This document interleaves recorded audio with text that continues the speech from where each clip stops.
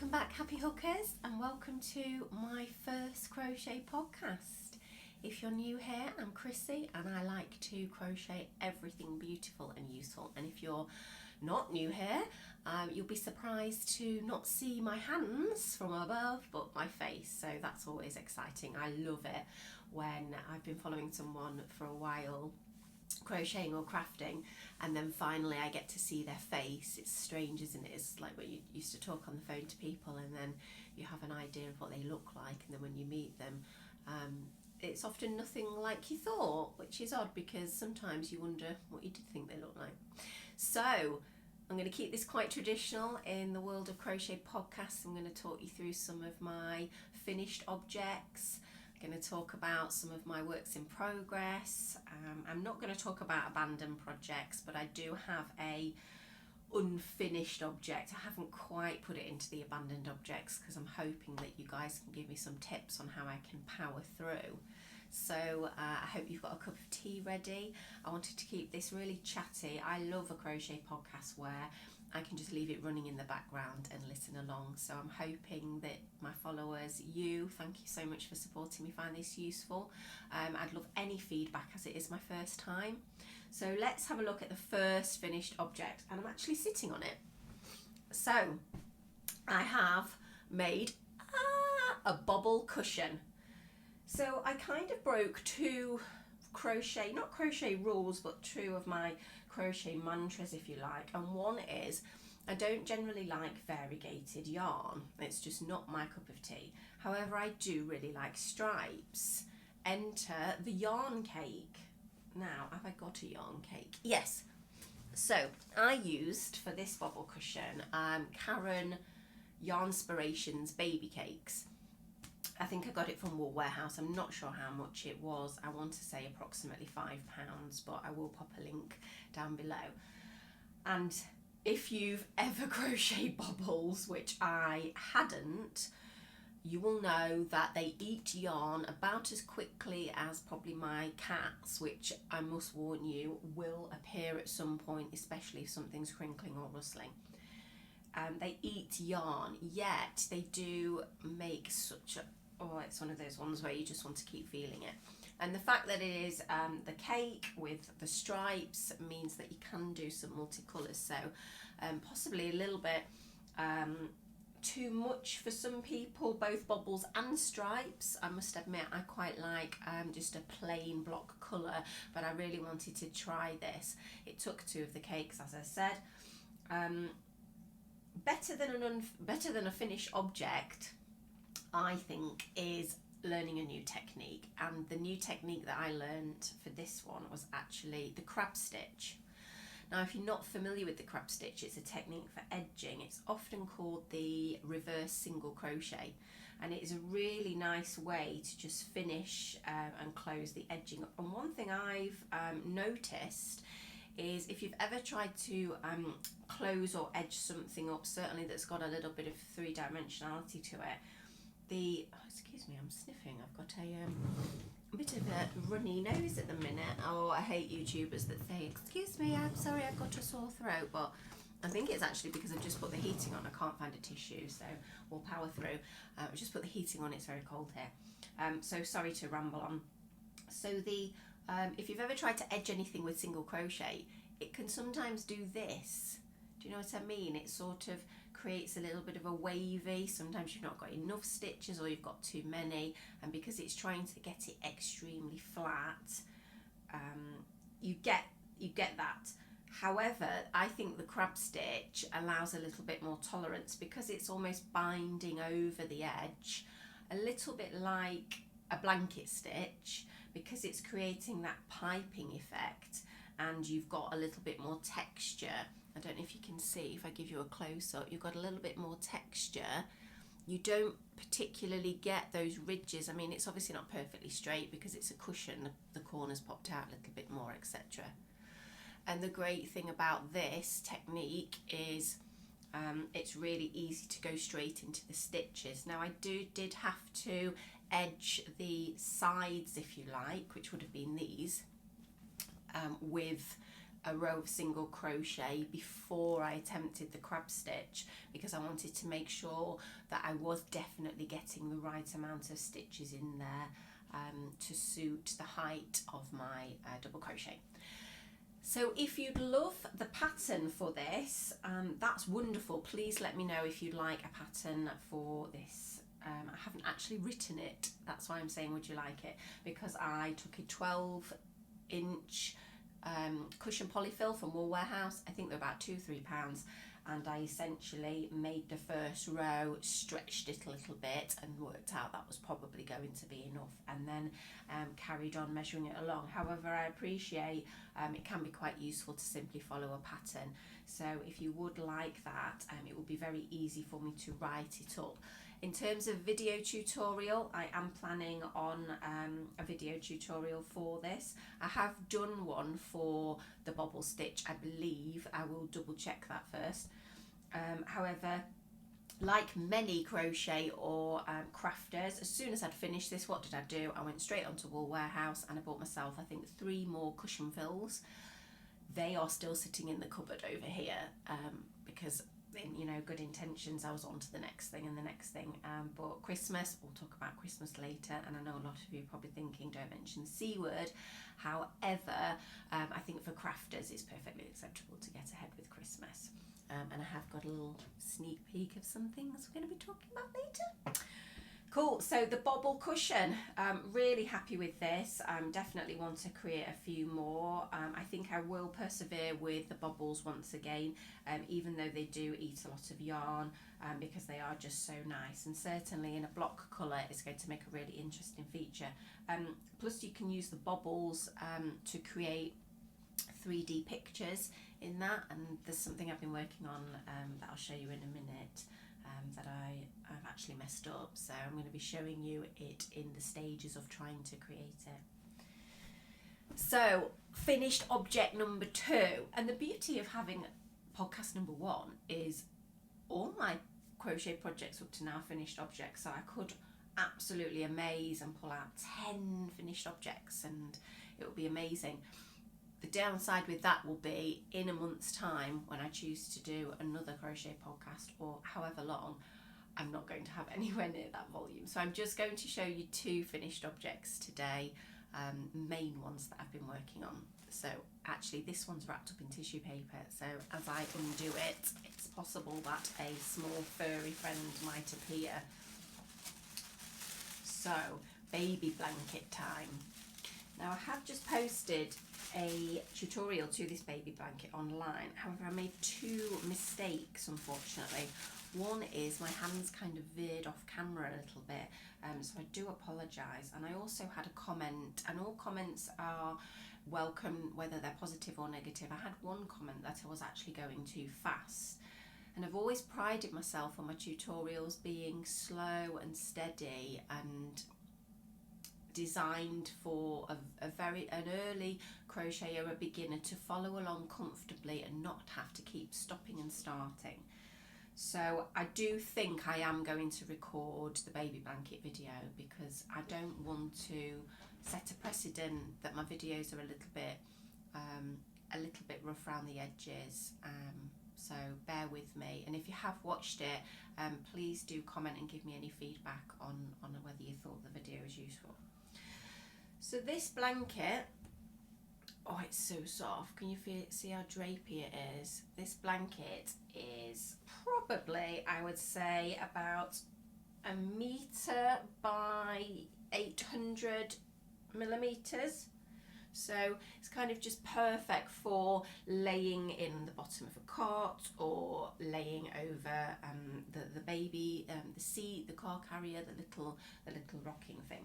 And the blanket was knitted in, where is it? A really nice, oh, I've got it here. A really nice blend of bamboo, and I believe it will be acrylic or polyester. Yes, 50% bamboo, 50% acrylic, and it's by James C. Brett, Innocence Bamboo Rich DK. Now, bamboo yarn can be traditionally quite expensive, and if you've used it or you have anything made of bamboo, you will know why. It creates such a soft, luxurious feel to it, and I do think that it is definitely worth it.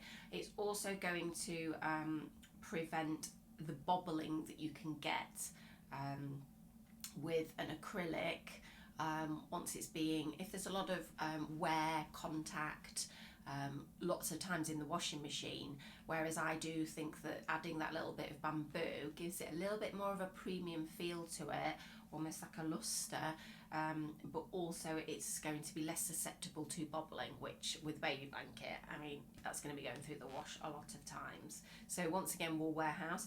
I use 3 balls for this baby blanket, and it is very simply one of my favourite stitches. Now the pattern for this is up on my website, so if you have found the video a little bit too quick, please do hop over and take a look at the pattern on my website. Now I don't know what this stitch is called, and I've been on a crochet forum, I can't think what it was. I've been on an online crochet forum and I've asked a couple of times what this stitch is known as. Now there's different variations of stitches in 2s, and this stitch, which is a set of 2, is a single crochet followed by a half double crochet, and then we skip, so and then we go single crochet, half double crochet, skip, and then on the way back in turned rows we are placing that single crochet and that double crochet into the previous single crochet, which is almost kind of like where our hole is, if you like. Just get that right. So single crochet, double crochet, single, half double, and it creates these little squares. Let me show you, or little blocks.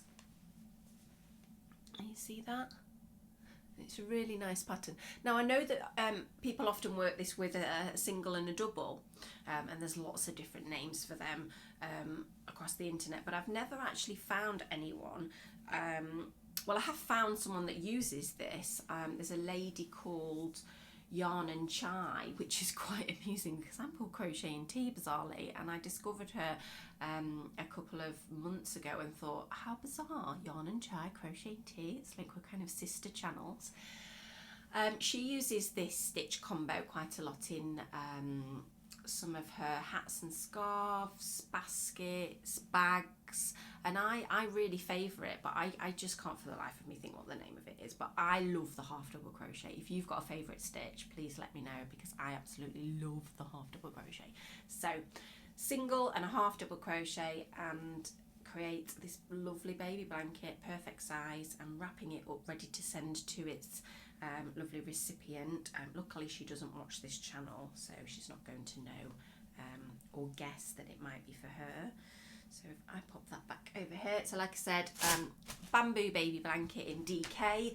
I used a 4.5mm hook, which gave it just enough a little bit of room with the DK to drape, but not too loopy and holey so that it's likely to snag with little fingers and little nails on. So cool. So I'm just gonna have a little sip of tea.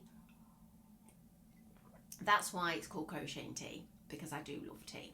And in fact, if anyone is looking for a tea recommendation, there is a company out there called Bird and Blend Tea. They used to be called Bluebird Tea. I think they originated in Brighton.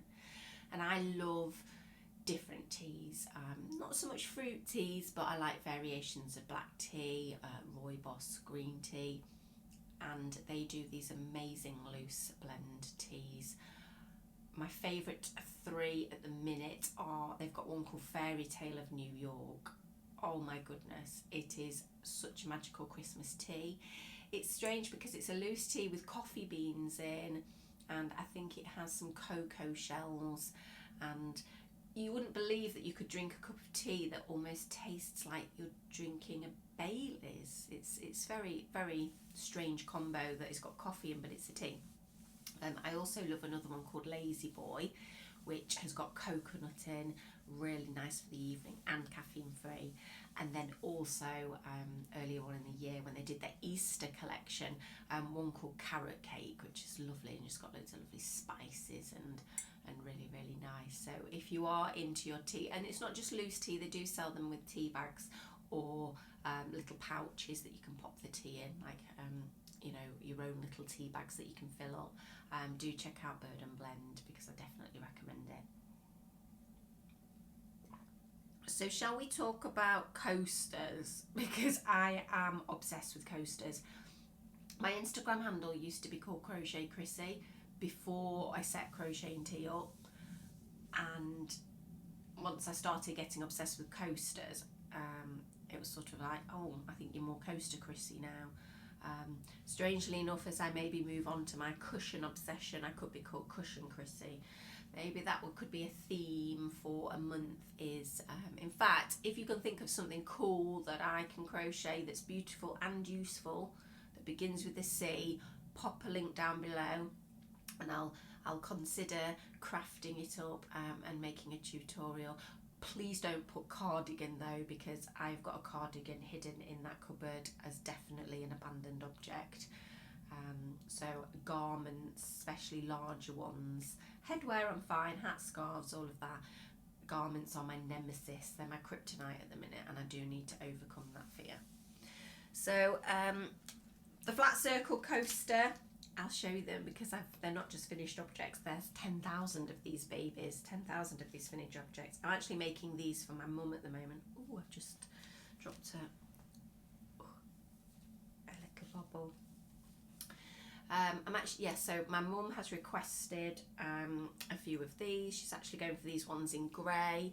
Now these ones, in my video, if you watched it, I make them with Sidar #1 Chunky and the mustard. I mean, oh, mustard, this is just such I don't know how many years it feels like mustard's just been up there in popularity for colours of garments and accessories. However, these are a little bit thinner and a little bit flatter, and my mum really likes some that I had on the side, and this is possibly becoming my new, not my new favourite because it's a different weight of yarn, but one of my top 3. It is, let me find one with the sleeve on, Sheepy Soft Fun. Now I realise I might be a little bit late to the game with sheepies, because I'm pretty sure there've been people raving about Sheepy Soft Fun for many years, but I love this. Oh my goodness. It has a sticker with the centre so that you can pull and start working from the centre of the ball. Has anybody tried to do this on their own without this technique? Because I don't believe all balls are made for using out of the centre. Like, I know technically the way that they're wound, they should be. However, and if you start from the centre, then it stops the ball rolling about the lounge, and if you've got cats, that's really handy. The ball stays there and the yarn just comes out the middle. However, if most of the time you go inside, you pull it, and it goes all over, and you end up with this big messy bit, which once you've used up is fine, but I mean, that's just a complete USP for me. This is also, how would I put it? I don't think it comes unwound. You know how some yarns come unwound and then they start to split, and if you're maybe doing quite a tight stitch, or you need to be handling it a little bit more, say you're doing the bobble and you're going back and forth over a small bit, you need a yarn that's definitely going to stand up to that, and I've definitely found that Sheepy Soft Fun. It's cotton and acrylic blend, 60% cotton, 60% acrylic, which again, it gives it that kind of nice premium feel of the cotton.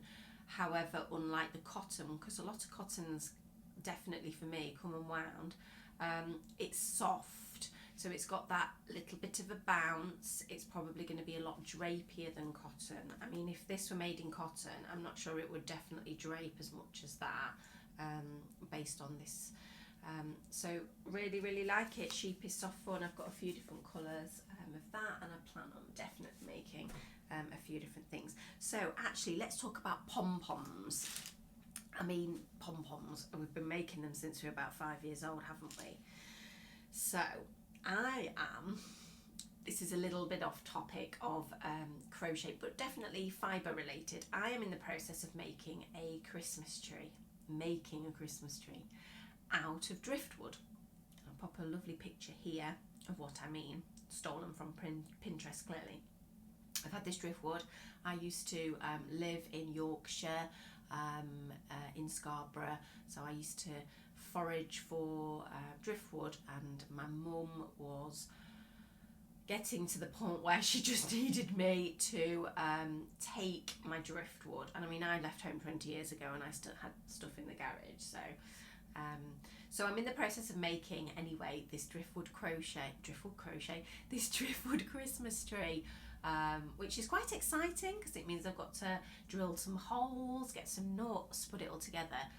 And I do want to put traditional Christmas decorations on, but I wanted to put some Pom Poms on because I wanted it to have that rustic wooden feel blended with my crafts, because that's very much kind of, you know, my cup of tea. That's definitely the look I like. So I decided to take the plunge and get on board with these Pom Pom makers. I think you can get them in Hobbycraft. I bought these from Amazon. They weren't particularly expensive.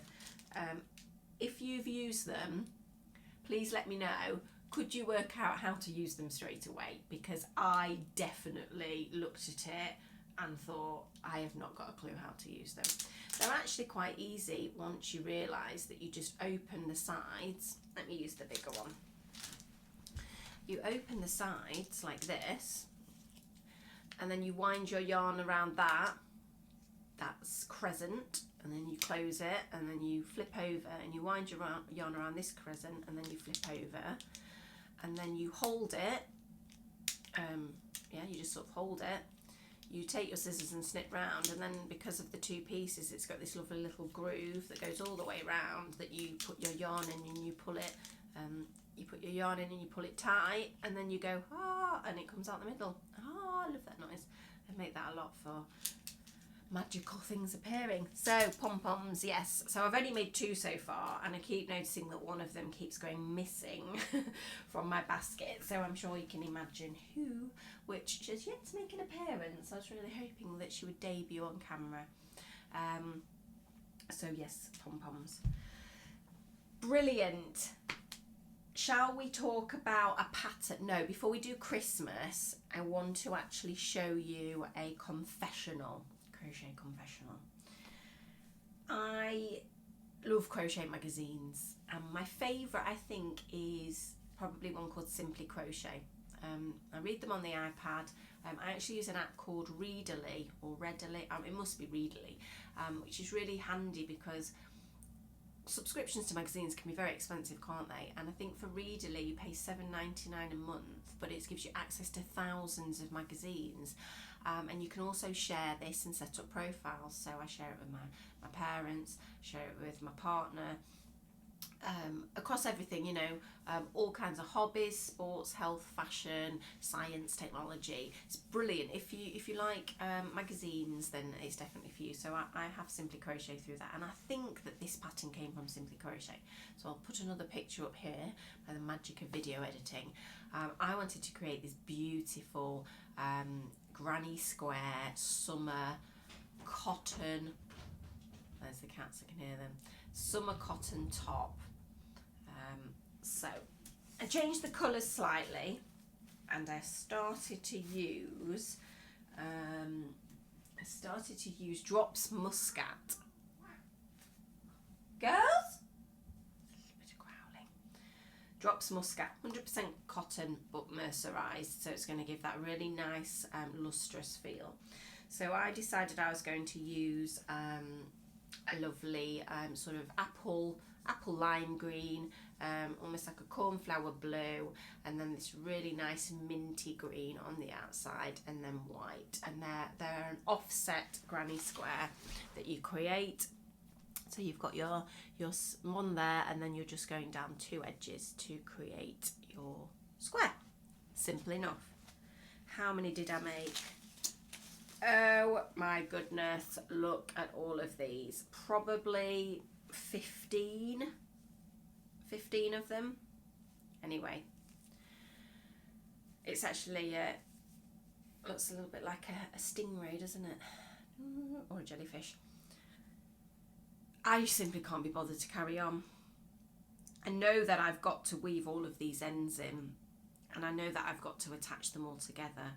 And I know that there's really super clever crocheters out there that can weave their ends in and join as they go, and kudos to them. I'm not putting them down, I'm actually saying it because I'm really jealous and I wish I could do that, and I wish I was that person, but alas, I'm not. So I have about 855 ends that I need to weave in, and no matter how many times I tell myself, oh, that's a wonderful job, sit down with a cup of tea in the evening when you're watching, maybe watching something, you know, cool on Netflix, and you can just start weaving them in, and I just haven't. So and then the weather changed and nobody's going to be wearing soft cotton loose t-shirt jumpers, so they've gone in a basket. No, they've gone in a bag.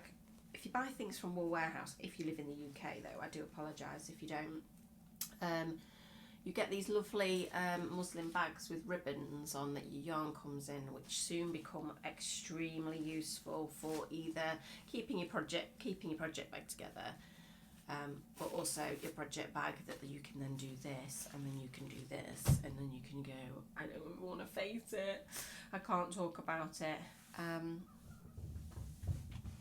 Hello. You might have seen a kitty there. I was going to talk about the basket weave stitch, but I think are you coming up? I think I've lost my basket weave swatch. I do think, if you bear with me, I might be able to just sneak it out of the cupboard. So the basket weave, I hadn't done this in ages. No, I hadn't ever done the basket weave, and I was very inspired. If I just move my easel and give me 1 second, and I will attempt to find it because I know it's here. Where are you? Here we go. Right, I've got a few things that I should probably talk about at this point. So the basket weave, who inspired me? So there's a lady called Lindsay Nunes, I think it is. She has a crochet podcast called Lottie and Albert, if you're familiar with her, and she is taking part in something called the Travelling Afghan Project, where a collective of crocheters all over the world have got together, each designed a square for an Afghan, and they essentially make their square, attach it to the Afghan that's been posted to them, and then post it on, and you can follow along. Now, I was a bit late to the game, but I still wanted to have a go at the basket weave, which I had seen before, but I was never really, not confident's not the right word. This uses something called the front and back post stitches, where you essentially have to go round the post of the stitch, and I had tried it before in a garment. That's probably why, because I tried it in a garment because I'd heard that you can use them to make cables in the same way. I think the red arrows have just gone over. We're quite lucky to live near where the Red Arrow acrobatic plane team are, so we do hear them quite a bit.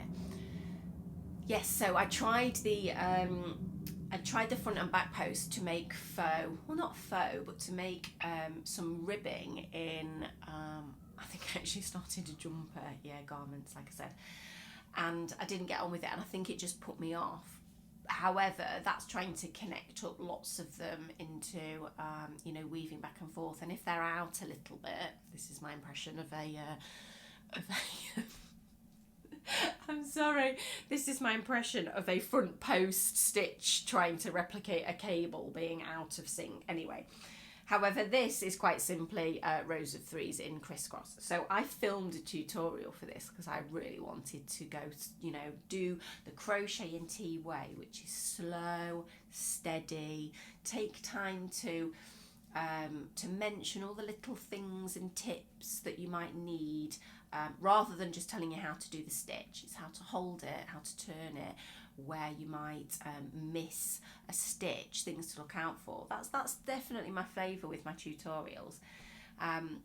And while I was filming it, I was really excited about the travelling Afghan.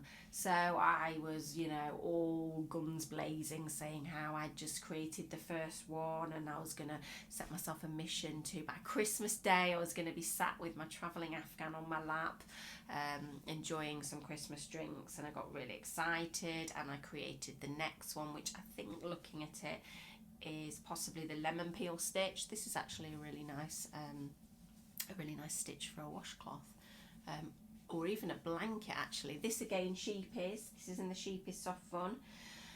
And then more of a traditional one here, and then we got to here, and then once again we were off to the next thing. I possibly think the baby blanket came up.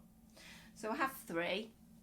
I could continue. I wish I'd not set myself this Christmas mission. Not because, well, no, I don't wish I hadn't set myself the Christmas mission. I wish I hadn't filmed the tutorial for this, because now I'm going to post it and I'm going to feel like a massive hypocrite. I'm going to have to put underneath in big text, just to make you aware, I did actually completely sack this project off. I will not be finishing this by Christmas. Please forgive me for my shameful expectations. So the basket weave, do you think I should put it up, the video, regardless of the fact that I bang on about the travelling Afghan, even though I'm not planning on taking part in it? Let me know. So it's a part unfinished, part abandoned, part, I don't know. Okay, so one more thing, and then we'll talk about Christmas, and then we'll wrap it up, because I'm at half an hour and I don't want to, on my very first YouTube, get a little bit too excited and just keep going and bore everyone to death. So if you are enjoying this, please do give it a thumbs up, because it definitely it helps the channel. It helps me know if people like it. If you don't like it, that's absolutely fine. I need to understand what people want. What do they want from me? So back to Sidar number 1. So we've talked about bobbles, and we've talked about Sidar number 1 chunky, and we've talked about things being useful. Now, useful for me can also be decorative. I think there's various levels of decorative that come to mind, and I wanted to create a seasonal decoration for Christmas. I wanted to create a wall hanging. I was inspired by this because back to the driftwood Christmas tree, I had originally bought some wooden dowel that I was going to use for the centerpiece of the Christmas tree. Scrap that, I'm going to use a metal rod that I can screw nuts on, so that I can kind of hold the pieces of driftwood apart. So I thought, wall hangings. My mum used to teach me. My mum used to do macrame with me, and a lot of people call it macrame, and I've always called it macrame, and now I feel like I've been taught wrong. How do you pronounce it? Macrame or macrame? Macrame for 1, macrame for 2. So wall hangings. So the dowel, and I thought about the wall hangings, and I thought about the bobbles, and I thought, I'm going to create a tasselled Christmas wall hanging with a Christmas tree made out of bobbles. Can you see? There we go. So this is the start.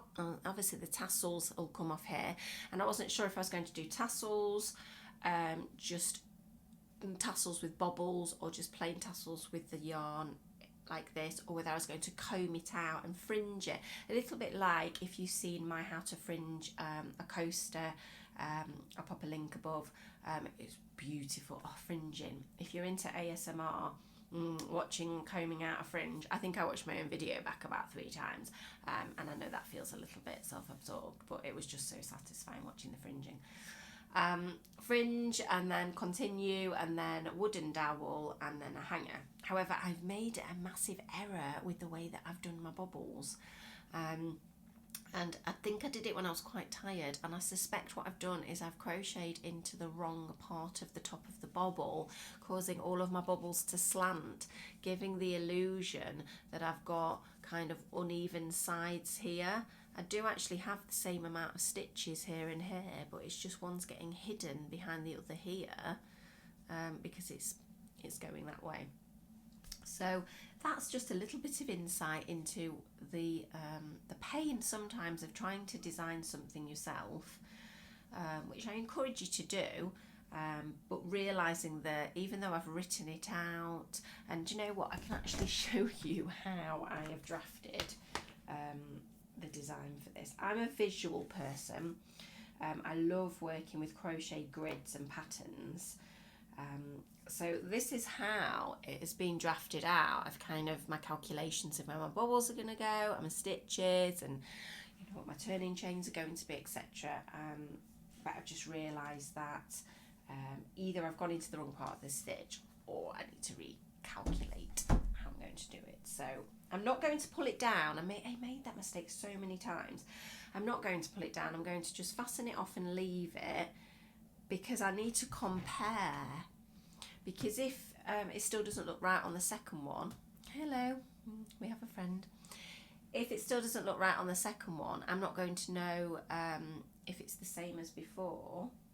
Why are you so cold? I need you to come out of the trolley, girl. Sorry, sidetrack. Moomin, come say hi to the viewers. Hello. This is little Mo. She's the naughty one, aren't you? Anyway, so yes, so that's the last thing. Let's talk about Christmas. Yay! Right, onwards. 3 years ago, we attempted to put our Christmas tree up. We had gotten Poppet, our eldest Ragdoll. She is a bit of a beast at about 8 to 9 kilos. And we came home and the lights didn't work. And luckily they were battery powered. And we found the wires like this, you know. They'd definitely been given the snip. And then later we'd find her in the tree, the baubles scattered down the hallway. So we just scrapped the tree because I was coming home and finding a cat that looked like she'd been to fancy dress as Ziggy Stardust with her face covered in glitter. So we scrapped the tree and I decided we'll just make small Christmas items and decorations to put around the house. So I crocheted a Santa and a Christmas tree. And I'll see if I can find the patterns for these because these weren't my patterns. Well, this definitely wasn't my pattern. This is definitely, if you go on Pinterest and type in Christmas Santa, you're going to definitely find this little fella. And he is just, I'm not a huge fan of crochet toys and amigurumi. I did start when I first learned to crochet make a lot, and I have actually got a little dumpling cat there. Is it there? Is it there? There. Pointing. I'm actually not pointing anywhere near it. It's like a weird illusion. Which again, if you Google dumpling cat, that's a really easy one to make. However, they're a bit like Weebles. Anyone remember them? Weebles wobble, but they don't fall down. No, they're not like Weebles. They needed to be like Weebles. So I had to, this year, stabilise them with some wooden slices and the glue gun. And I'm hoping that this little chap now isn't going to fall over. And also the cat can't go, and then he goes tumbling off the mantelpiece like this. So, Christmas tree. I mean, I don't really think this is anyone's pattern. I mean, I would say a crochet cone is definitely open source. I don't think you can claim a crochet cone as your own pattern. I mean, you can certainly create a pattern using it, but I don't think you could, complain if anybody else used a similar pattern for theirs. So, a Christmas tree cone. I could probably find a nice cone pattern and draft up a little bit of something for Christmas if people are interested. Now, I'd like to create a couple of larger ones of these in maybe like a white and a grey, and then actually put buttons on them and steer away from traditional Christmas colours, because although I do like the red and the green, I think it's lovely when you have things that are suited to your colour palette in your lounge. So our colour palette in our lounge is beige, cream and beige and white. And having seen, come on darling, my cat, you can probably see why, because it means that her hair, bless her little face, look at her hair doesn't really show up, because my living room is the colour of my kitties. So my plan is essentially, if I match that with my Christmas decorations by making them similar colours, I just think it'll have a really chic feel, a bit like for autumn, we call it autumn over here in the UK, fall, when people have their pumpkins. I know you can get white pumpkins, but when people have black and white pumpkins and, you know, different coloured, and they paint them and various things, rather than having just, you know, the traditional oranges and things like that. So I think I've finished. I'm going to leave you with one little thing. So I've talked about tea. I thought I'd leave you with something else that I really enjoy. I'm a big reader, and I'm on Goodreads. I'm not sure what my Goodreads username is, but let me know. If anyone is watching is on Goodreads, please pop your username down below and I'll definitely follow you. And recently I've been enjoying kind of light-hearted thrillers, probably written for females, I would hazard a guess. So I'm currently reading a book called, The Perfect Couple. Now I can't remember who it's by. I think it's by someone, I'm not sure, I want to say T.M. Logan, but I don't think so. I think he's written The Holiday. I'll pop a lovely heart of the book here. Really, really enjoying it. I'm reading it on my Kindle, otherwise I could show you the physical book. So if you like, if you're always looking for a good book recommendation, and you like, if you've watched anything on the internet, if you've watched anything like Pretty Little Lies or Little Fires Everywhere, enjoyed things like that, certainly I think The Perfect Couple definitely will pique your interest. So thank you ever so much for watching. If you've made it till the end, I think please pop I made it to the end below, because I think it's so hard to capture the interest of viewers and my followers, you guys, my crochet community. I have to think of a really cool name. I can't really say Crochet and Tears, that just is a little bit, tears, sounds like you're crying. It's just a little bit sucky, isn't it? So thank you if you have bared with me. This is my first podcast, if you haven't heard. I'd love to know what I can do to make this a more enjoyable podcast. I'm always going to show you the finished objects, the whips, the abandoned items, blend it with a little bit of what tea am I drinking, maybe what book I'm reading, or if there's something else I'm interested in. But what else can I help you with? And you can also help me by encouraging me to finish all those granny squares and finally make that jumper. So thank you ever so much. Happy hooking. Love it. Happy hooking, and I will see you soon.